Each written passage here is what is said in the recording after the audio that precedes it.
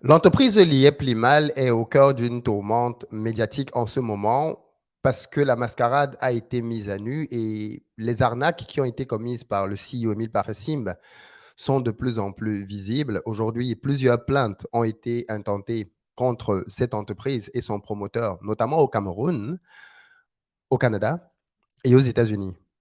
Il est question, bien évidemment, ici de vous informer de cette actualité brûlante pour plusieurs raisons. Et l'une des plus importantes est que vous savez que sur cette chaîne, on parle d'entrepreneuriat, on parle de business. Et l'objectif pour moi ici, c'est de promouvoir l'entrepreneuriat comme un vecteur pour développer nos continents, nos pays. Et la diaspora a un rôle prépondérant à jouer dans cette mission-là. Il se trouve qu'une entreprise comme GIT, qui aujourd'hui a arnaqué des centaines de milliers de personnes, est une entreprise qui vient saper complètement ce travail parce que malheureusement, ce type d'initiative contribue à décourager le plus grand nombre à investir en Afrique et dans le potentiel qu'il y a en Afrique. C'est aussi parce que c'est une entreprise qui s'est prise violemment à la diaspora en estorquant des sommes astronomiques aux membres de la diaspora que ce sujet me concerne, puisque notre audience majoritaire est dans la diaspora. C'est aussi parce que finalement, je suis quelqu'un qui est épris de justice, qui, comme beaucoup d'entre vous, pensent que l'injustice devrait cesser parce qu'on ne peut pas faire du business dans un environnement dans lequel il y a impunité. Et c'est pour cela que je m'évertue à en parler, à communiquer dessus afin de vous donner tous les éléments nécessaires pour que vous puissiez vous rendre compte de la gravité de ce qui s'est passé, mais aussi afin que l'on en tire les conséquences pour ne pas retomber là-dedans. Il y a beaucoup de choses à faire en Afrique, beaucoup d'argent à gagner, honnêtement, sans avoir besoin de tomber dans ce genre de pyramide. Et je pense que des entrepreneurs comme moi le démontrent à souhait. Aujourd'hui, je voulais aller un peu plus loin parce que j'ai appris des choses assez graves concernant GIT, notamment au Ghana. On sait tous que nous avons vu ici comment j'appelle ça, des images du CEO, notamment avec le journaliste Jackie Moifo, qui est allé le filmer sur place au Ghana pour présenter les réalisations de GIT sur place. Donc, on a tous compris que l'entreprise GIT investissait dans l'immobilier au Ghana. Il se trouve qu'apparemment, on n'a pas eu toute la version de l'histoire. Et aujourd'hui, je voudrais, avec Sabine Samakon, ne présente plus ici, revenir un peu sur la face cachée, sombre, des investissements qu'on nous a présentés au Ghana afin d'y voir un peu plus clair. Parce qu'au final, c'est aussi là que l'argent de l'IEP Limal a été investi. Donc, sans plus tarder, je vais l'inviter à nous rejoindre. Pour ceux d'entre vous qui ne connaissent pas Sabine, Sabine, c'est une dame une Camerounaise naturalisée canadienne qui vit au Canada depuis pas mal d'années maintenant et qui, comme beaucoup, a été victime de l'IEP Limal et l'y a mis plus de 140 000 dollars. Et bien évidemment, aujourd'hui, elle est décidée à faire éclater toute la vérité sur cette histoire. Bonjour Sabine. Bonjour Philippe. Merci beaucoup de te joindre à nous pour cette émission, pour continuer à parler de l'univers l'IEP Limal dans lequel plus on creuse, plus c'est profond. Et plus on découvre des choses et plus on est scandalisé. On pense qu'on est arrivé au bout de nos surprises, mais en fait, non, il y a un autre chapitre qui est encore pire que le chapitre précédent. Oh Et oui, je confirme. Tout d'abord, merci Philippe une fois de plus de me recevoir. C'est toujours un plaisir, comme tu le sais. Effectivement, tu as très bien résumé parce que plus on creuse, plus on découvre des choses moches, mais vraiment très, très moches. oui, alors, déjà, je voudrais déjà qu'on parle un peu de l'arrestation du CEO parce que euh, j'ai compris hein, avec d'autres que tu fais partie des personnes qui seront derrière cette arrestation. Qu'est-ce qui s'est passé pour qu'on en arrive à cette arrestation? Et aujourd'hui, j'ai moi-même fait une vidéo pour dire qu'il a été libéré. Mais déjà, parlons de son arrestation. Comment vous faites pour réaliser cette opération de grande envergure? Parce qu'il a été pris à l'aéroport en train de partir. Oui, effectivement, Philippe, c'est sûr que oui, j'ai vu ta vidéo hier, puis je comprends que euh, en fait, ce qu'il faut comprendre, en fait, Philippe, c'est que ses soutiens, ses amis, tous les complices qui sont très actifs sur la toile, comme tu le sais, sont en train de faire de la désinformation. Donc, c'est une campagne d'intoxication que moi, je qualifie ça de campagne d'intoxication.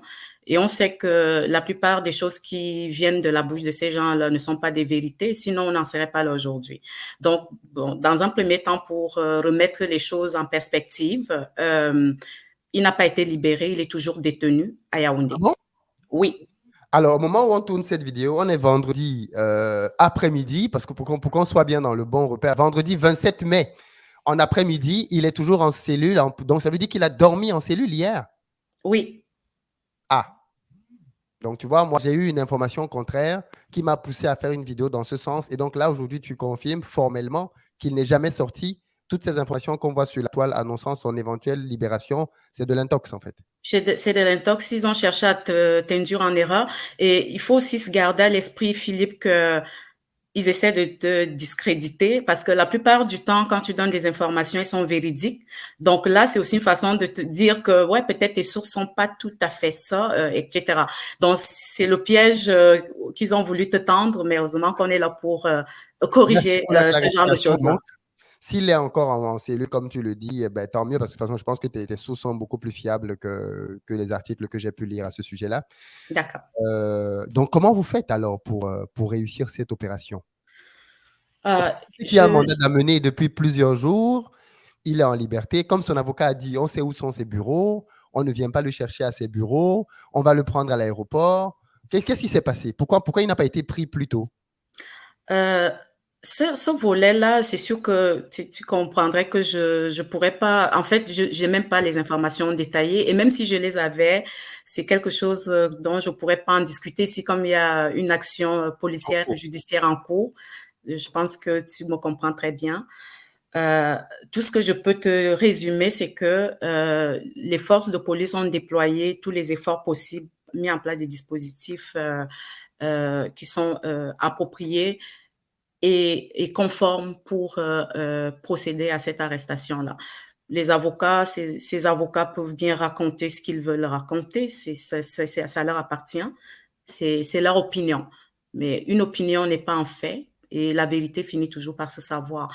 Or, la vérité aujourd'hui, c'est que les forces de police ont mis en place un dispositif pour l'arrêter. Il est donc aux Et OK? oui, Donc, il a dormi en cellule. Il est toujours en train d'interroger, j'imagine? oui. D'accord. Est-ce qu'on sait quelle va être l'issue de tout ça, de tout ça?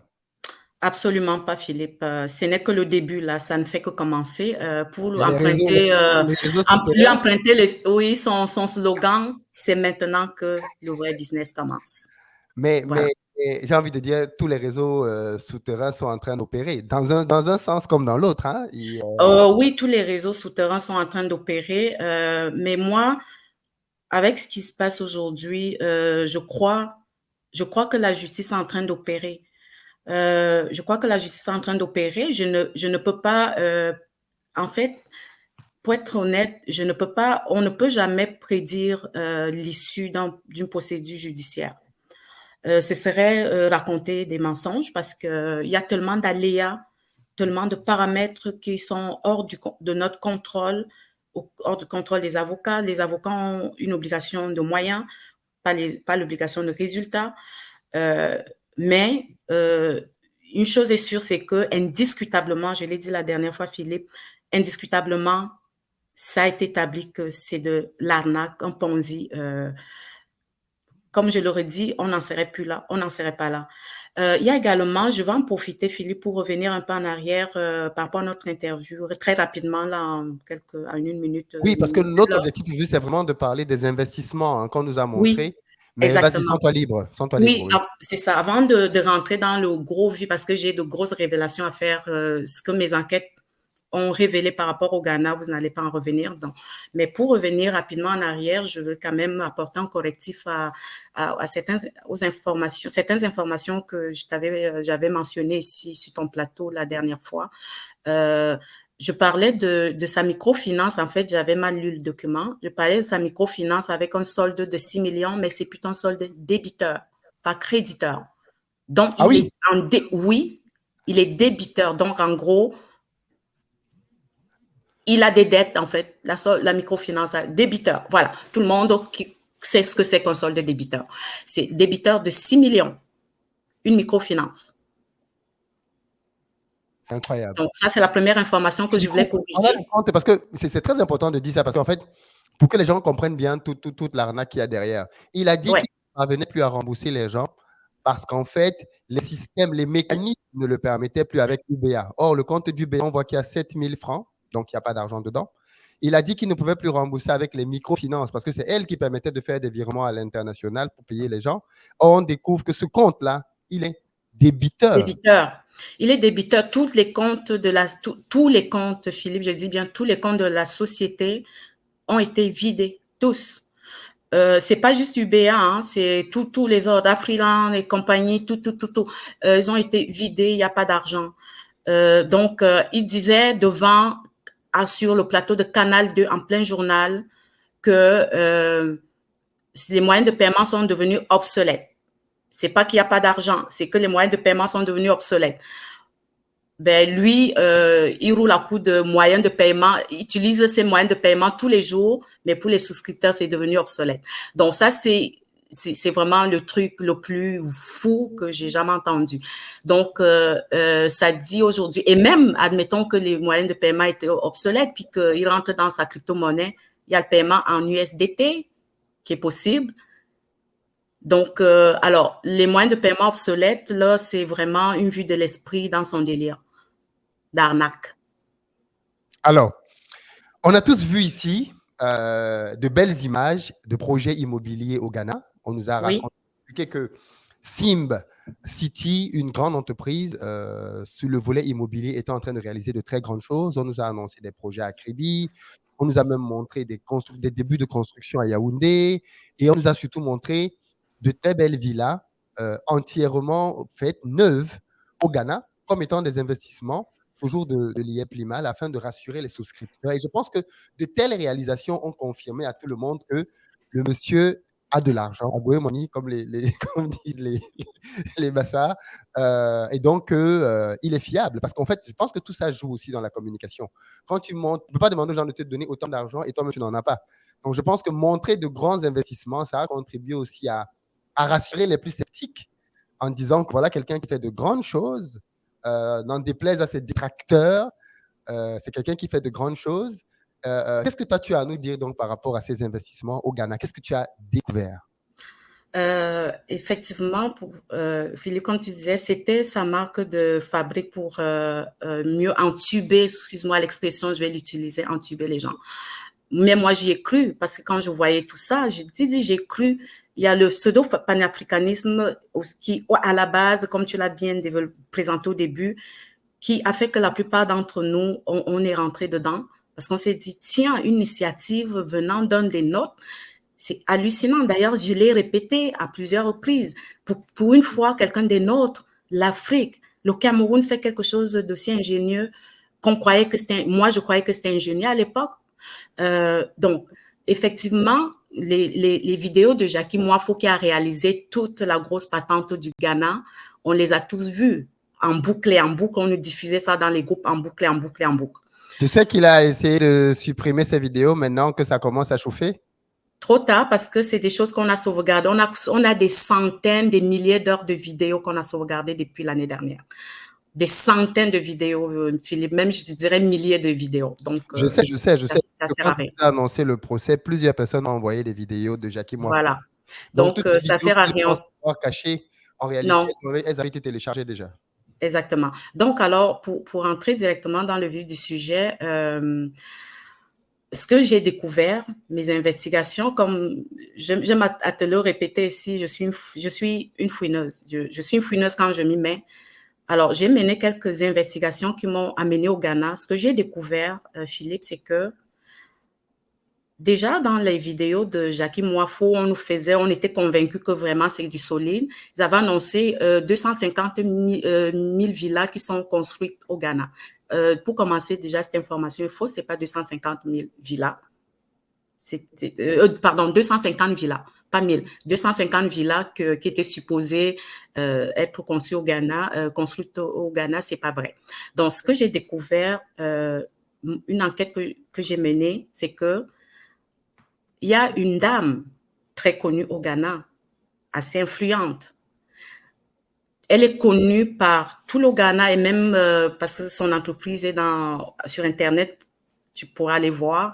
Lady Alice, c'est comme ça qu'elle est connue, Lady Alice, même le nom de son entreprise qui fait dans la finance, qui est la personne, cette dame-là, qui a fait rentrer le loup dans la bergerie au Ghana. C'est par elle que monsieur Sim a été introduit au Ghana. Lady Alice, c'est je t'introduis au Ghana. Donc, ça là, c'est vraiment le truc énorme. Alors, qu'est-ce que je veux dire concrètement? C'est que je ne pourrais pas affirmer, je ne sais pas si elle est sa complice, si elle ne l'est pas, si elle s'est fait avoir aussi comme tout le monde, si par naïveté, en pensant que je suis en train de promouvoir un entrepreneur qui est là pour promouvoir l'Afrique, pour promouvoir l'entrepreneuriat, ça, j'en sais rien. Ce que j'ai découvert aussi, c'est qu'elle n'est pas dans l'IEPLIMAL. Elle n'a jamais fait la promotion de l'IEPLIMAL, mais c'est elle qui a ouvert les portes du paradis du Ghana à l'escroc en chef. Lady Alice a aidé à l'immatriculation de la société de Émile Parfait Sim au Ghana. Sa société au Ghana, Philippe, ça se nomme GIT Sim Ghana. Vous pouvez regarder sur Internet, je n'invente pas là, elle est là. Elle a aidé à l'immatriculation. Tu te souviens aussi que autant de choses qui nous convainquaient, il avait reçu des prix de Award Traders, meilleure entreprise de trading en Afrique. Devine qui a orchestré tout ça? Lady Alice. Il a reçu deux prix, 2 années successives qui ont été toutes organisées par Lady Alice. En fait, elle a contribué à augmenter sa notoriété.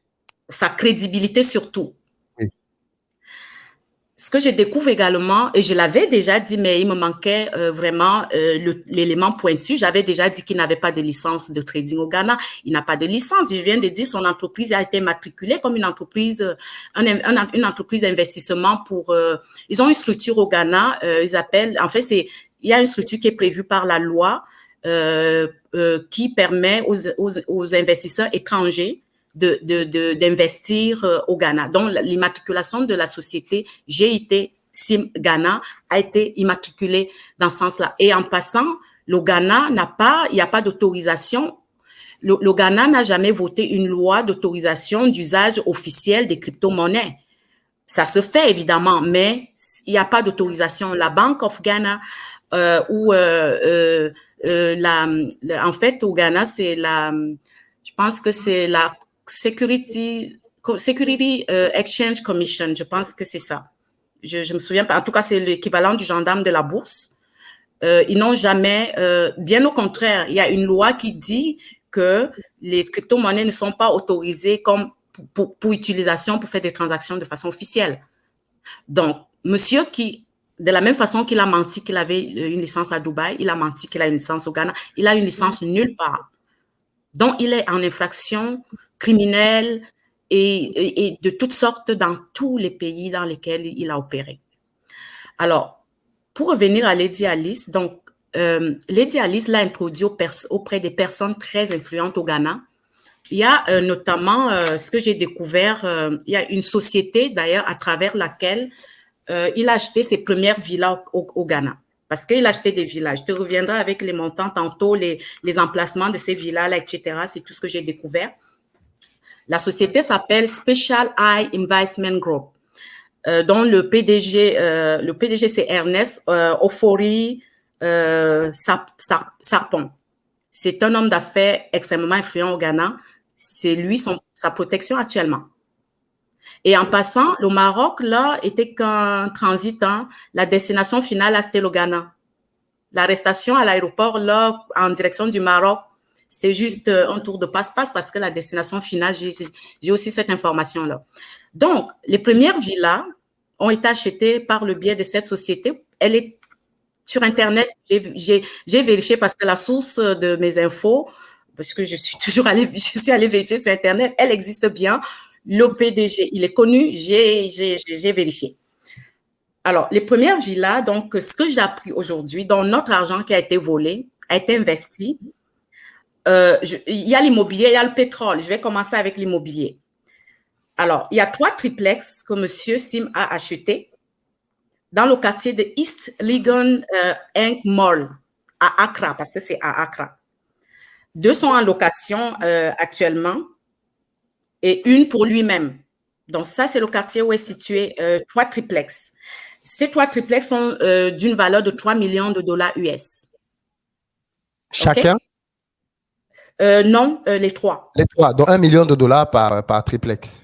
Oui. Ensuite, il y a 4 villas qui sont situées à East Legon Cocovania.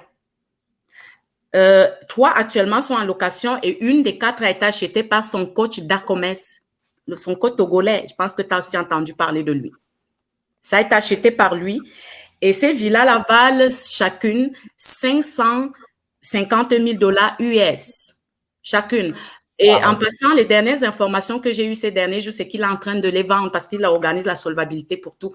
Autant qu'il a vidé les comptes bancaires au Ghana, il les a vidés, il a commencé à les vider vers la fin 2021. Ça, c'est ce que j'ai obtenu comme information aussi. Il n'y a plus rien dans les comptes au Ghana.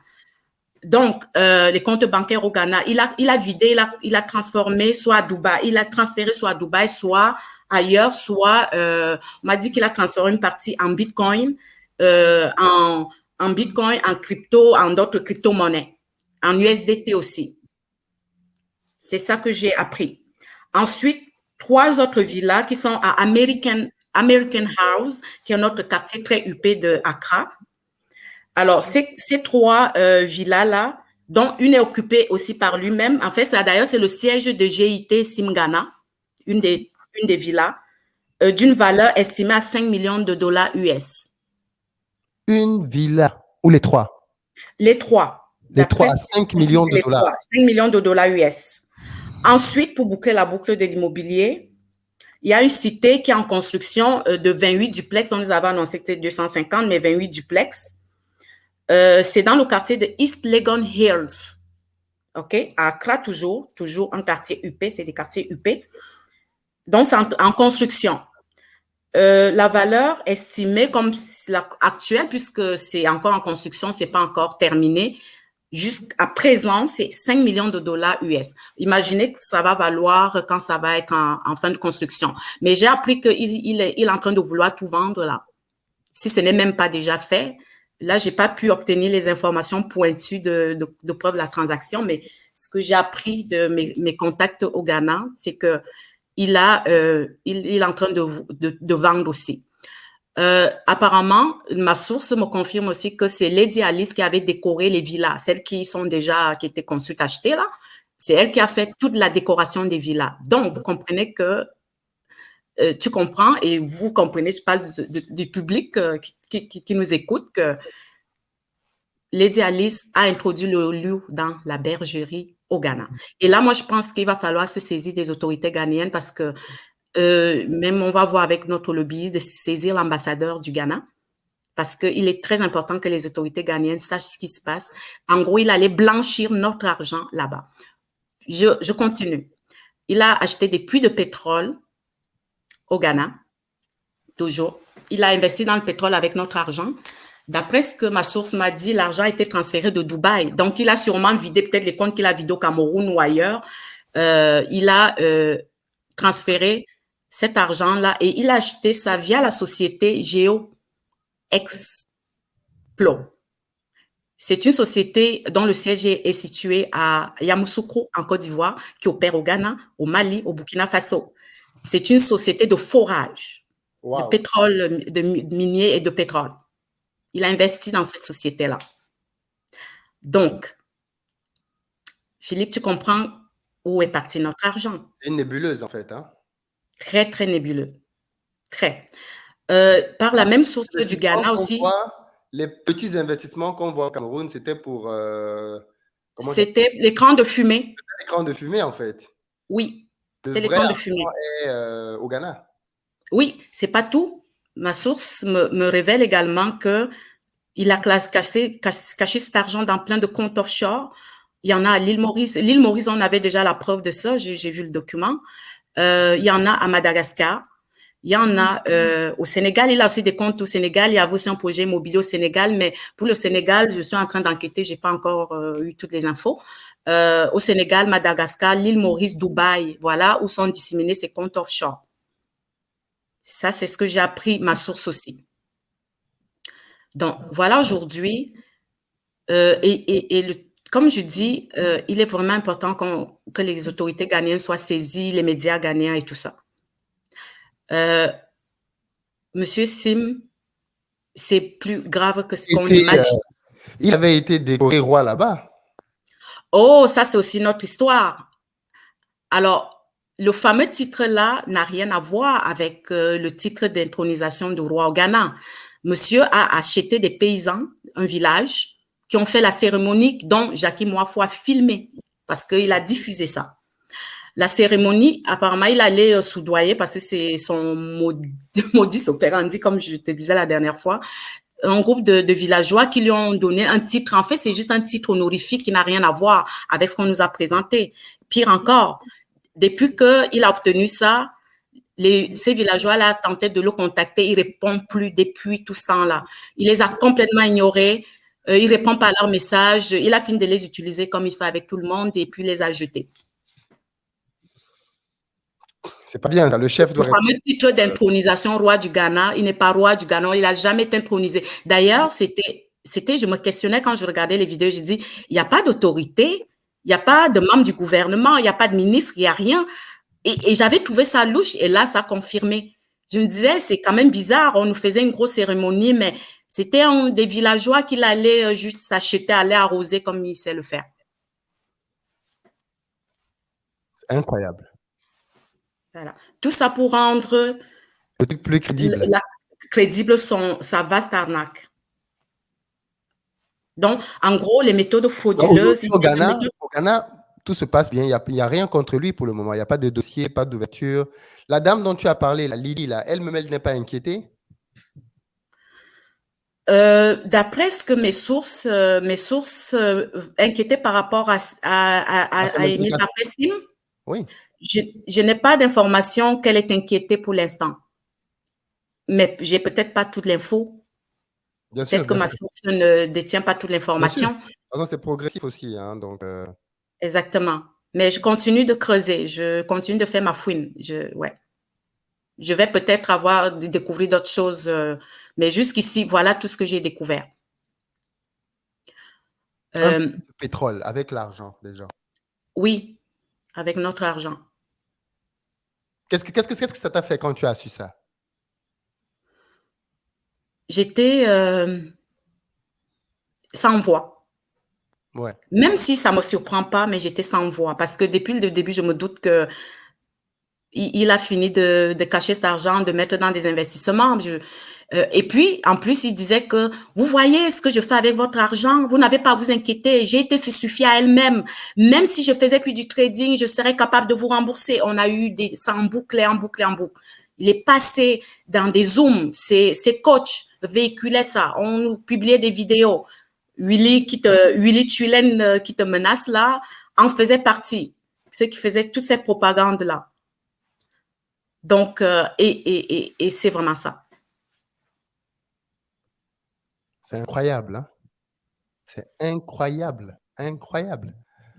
Ben, je ne sais pas, il faut peut-être que ces gens au Ghana sachent qu'il est arrêté. Peut-être que ça va faire paniquer. Des gens voudront peut-être s'exprimer et pousser des douaniers parce qu'il faut que les gens sachent qu'il a été arrêté au Cameroun. Exactement, c'est ça qu'il faut. C'est sûr que, comme tu le sais, Philippe, le Ghana, c'est un pays anglophone. Ils lisent pas nécessairement ce qui se passe en français. C'est pour ça qu'il va falloir se saisir des autorités ghanéennes pour qu'ils soient informés. Et moi, je pense que la meilleure voie commence par la voie diplomatique, l'ambassadeur. Parce que c'est à lui qui va faire le lien avec son gouvernement. Il faut qu'il soit informé de ce qui se passe. Puis, en deuxième étape, saisir les médias ghanéens. Moi, je pense que c'est la meilleure option. En tout cas, c'est vers ça qu'on va se diriger prochainement. Parce que de toute façon, là, il n'est pas question de faire demi-tour ou de s'arrêter. Partout là où il y a eu des choses qui ont été faites, il faudra les démanteler. Parce que, comme je dis, il faut récupérer tout ce qui est récupérable. Exactement. Saisissable. Oui, saisir tous même s'il les a cachés avec des prêts, non, des trucs, on le sait, des comptes offshore, il va falloir que tout ça il faut qu'il y ait une investigation qui soit menée dessus. On est au 21e siècle, en 2022, il y a tous les moyens pour découvrir tout ça. Il y a personne qui va me faire croire qu'il n'y a pas de moyens pour découvrir où est-ce qu'il a caché tout ça. Donc, parce que les transactions, hein, ça se fait. Ça laisse des traces. Donc, quand on a la volonté de pouvoir investiguer, je parle ici des autorités, ben on peut le faire. Ils peuvent le faire. Il y a les moyens. Et puis aussi, je vais revenir sur le Canada, un élément que j'avais oublié de te mentionner. Rodrigue Sofo, notre lobbyiste, a aussi déposé le dossier comme l'arnaque est déjà enregistré au commissariat du lobbyisme du Canada. Ça, j'avais oublié, c'est très important de le savoir parce que le commissariat du lobbyisme du Canada est gouvernemental. Donc, j'avais oublié de te mentionner ça la dernière fois. De la même façon que je disais, les plaintes ont été déposées, la SEC, le FBI. Là, maintenant, on va se saisir aussi d'Interpol, mais même certaines plaintes ont déjà déposé. Mais là, ce que je demande à toutes les personnes de déposer aussi les plaintes parce qu'il faut que ça soit... Interpol a la possibilité d'agir de façon internationale. Donc, là, il faut vraiment que on va laisser, les actions sont en Amérique du Nord, comme tu sais, on est plus offensif, c'est là où ça se passe beaucoup plus.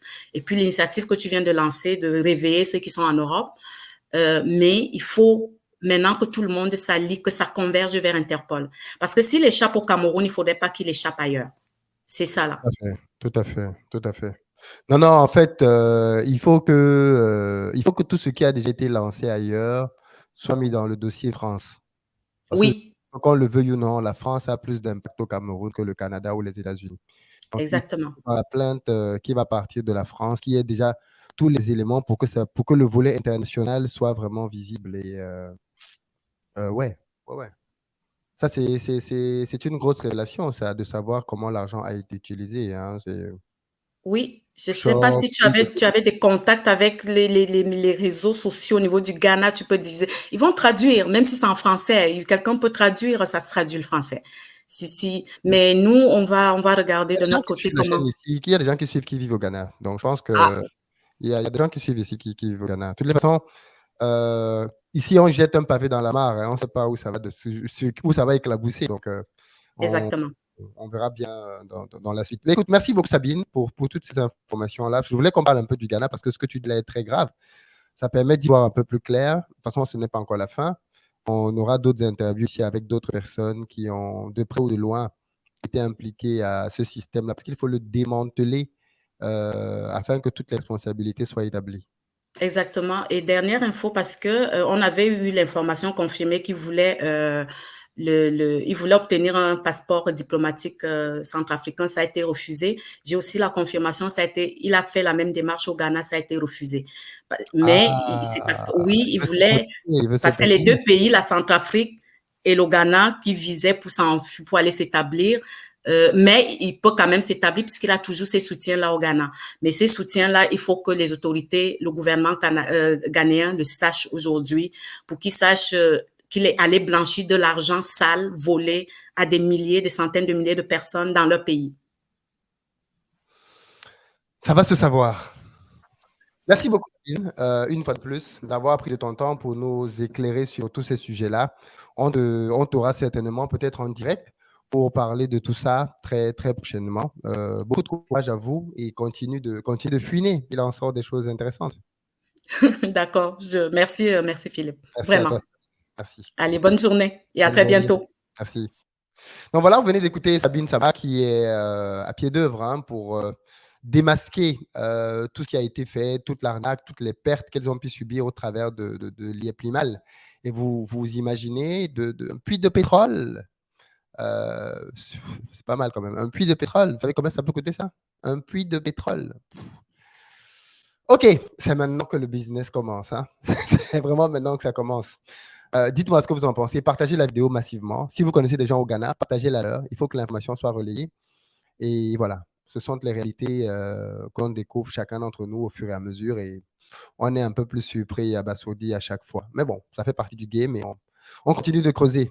Je vous dis à très bientôt pour d'autres vidéos, certainement des lives là-dessus. Voilà, je pense que la thématique vaut largement la peine que l'on s'y appesantisse un tout petit peu.